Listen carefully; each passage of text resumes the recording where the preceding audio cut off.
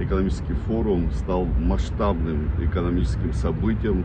Вы знаете, что с момента признания независимости Российской Федерации, Республики Абхазия такого рода масштабного форума не проводилось.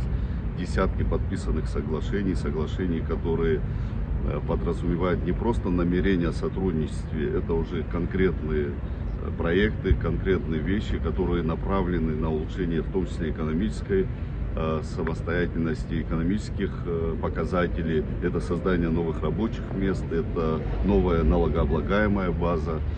Что касается приоритетности, в том числе и вчера на форуме мы задали эту приоритетность, мы говорим о сотрудничестве, об особом статусе сотрудничества с Российской Федерацией. Это для нас приоритетное направление.